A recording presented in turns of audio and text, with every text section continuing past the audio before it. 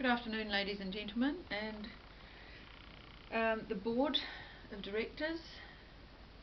My name's Louisa Welsh and I'm a business consultant for Welsh Enterprises Limited.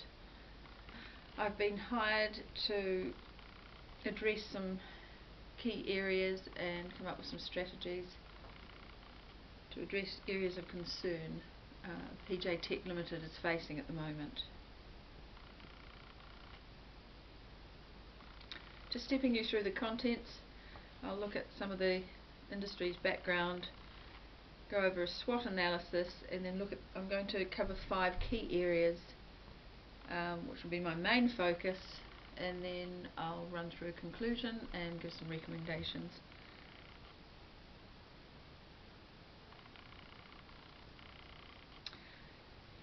Different staff members have raised concerns relating to their specific focus at work. I'd like to address these concerns and make recommendations to offer PJL some strategic direction. Firstly, the unlimited potential for growth in the North American market is begging for PJL to act on. Secondly, alarm bells are ringing around the New Zealand market being close to saturation. Thirdly, the issue of research and development and the urgency of additional funding is required. Fourthly, bonus systems, how effective are they? And lastly, growth and expansion. What is PJL's cash flow and how can we fund future expansion? Giving you a bit of background, the company started in 1990 as a two-man partnership. 5 years later it was incorporated, and then 11 years later public issue of shares, and they were listed on the stock exchange in 2005. Now in 2008, 15 years later, 2008, 18 years on, the question is, where do we go from here? Most sales have been in the New Zealand and Australian markets, and there have been increasing opportunities for growth and expansion in Canada and North America through Maple Software. Our contact there is Greg Miller, who is the Chief Executive Officer. On an industry level, despite the downturn in global financial markets, the specialised nature of PJL's products and services have kept them afloat, giving them the competitive edge. Sales continue to climb, though at a slower rate than previously. Canterbury Software claim ICT is New Zealand's fastest growing sector. In 2015, they contributed 5% of GDP and employed over 70,000 New Zealanders. The Ministry of Business, Innovation and Employment claims New Zealand to be renowned on the international stage for its entrepreneurial, creative and innovative edge. Its talent variety through famous names like Weta Digital, Avatar, Xero and Vend put New Zealand on the map. The IT industry contribute nearly $20 billion to the national economy, according to MBIE, Ministry of Business Innovation. So where to from here? PJL is now 18 years old. At this point in time, it's time to expand at all costs in order to survive. The honeymoon stage is over, and enjoying the fruits of being a monopoly no longer apply. I want to quickly look at a SWOT analysis. I think it's always good to take stock of one's strengths and weaknesses, and looking at some of the external forces pressing in on the company. PJL's strengths definitely in its specialised and high quality product and service. They're an established market. They've been operating for 18 years with a very skilled staff, fully involved staff, long-standing staff. The original partners are still with the company. Staff are valued, and large companies are part of the major existing clientele. Another strength is you've shifted from annual financial reporting to half yearly. Moving on to weaknesses, some of the competitive Non-competitive pricing. Some of the pricing is a bit outdated and in need of attention. Cash flows are tight. There's declining market capitalisation, a lack of funding, demotivated staff, outdated bonus scheme, resources are exhausted, a bit of poor performance in the last year, and a weakness is half-yearly reporting. I think we can do better by going to quarter. Some of the opportunities, let's trial the new North American market.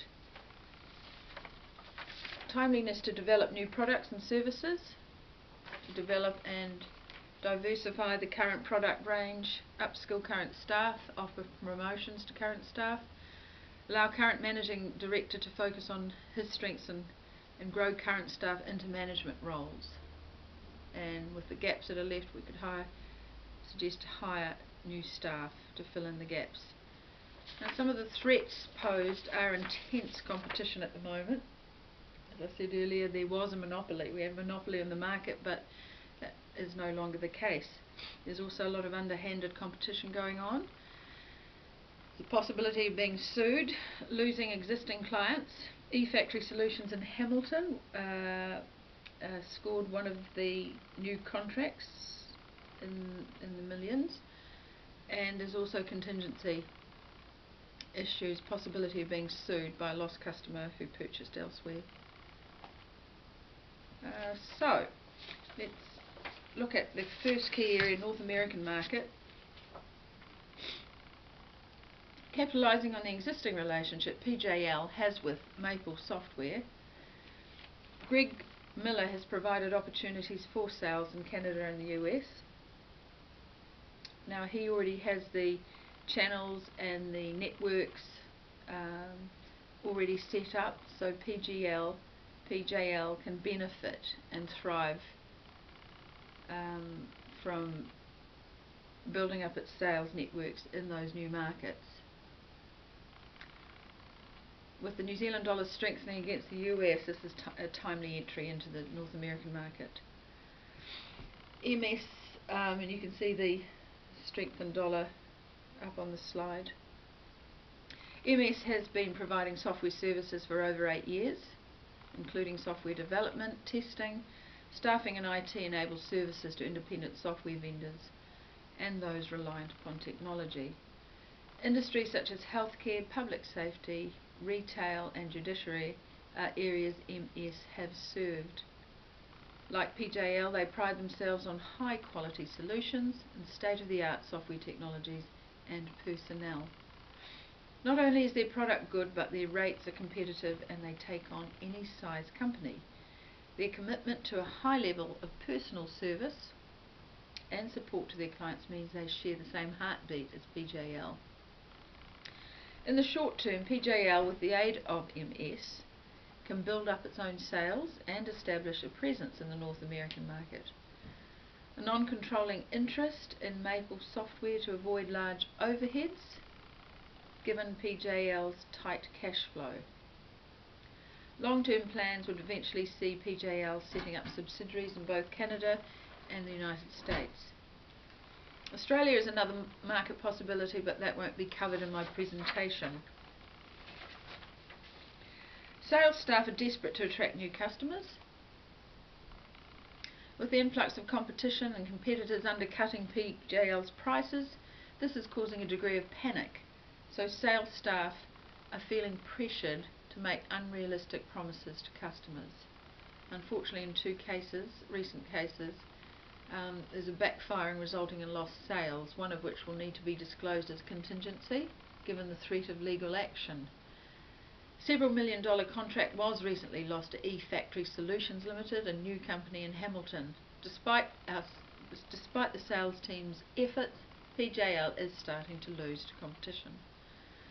Advertising and promotions will help alleviate the pressure of competition.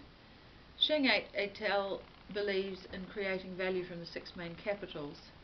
Software Applications Limited, SAL, a competitor, is advocating the lean manufacturing initiatives. These involve CTPs, capable to promise, order placement rules, FCS, finite capacity scheduling, resource loading rules, and APS, advanced planning and scheduling rules. Further research around this initiative can help PJL grow value from its existing capitals. Though SAL's niche market is to small, medium enterprises from anything from 5 users to 80, they are represented in Australia, New Zealand, Malaysia, Seattle in the States, and Scotland. For now, PJL will concentrate its efforts in New Zealand and the North American markets.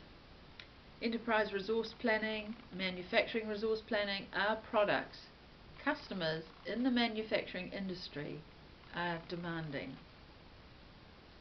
Lost contracts due to unmet completion dates, a legal threat of loss of production time due to delays in implementing a new manufacturing system are the reality PJL faces. If you look at the gross revenue over the last 3-4 years, you'll notice a decline in the last interim report from 2008, which is only 6 months. So I have based that forecast on doubling the 6-monthly report figures.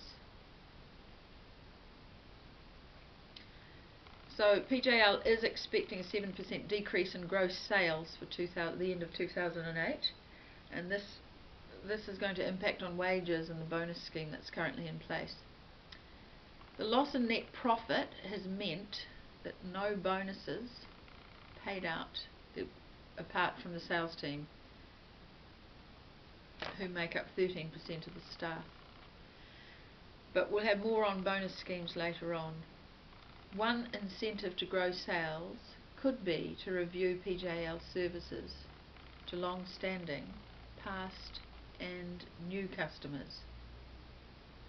Offering various degrees of service, such as various grades, and I've suggested here platinum, gold, silver and bronze. I know currently you have some customers who are expecting an unlimited on-call assistance, and if you pitch that at the higher end for platinum,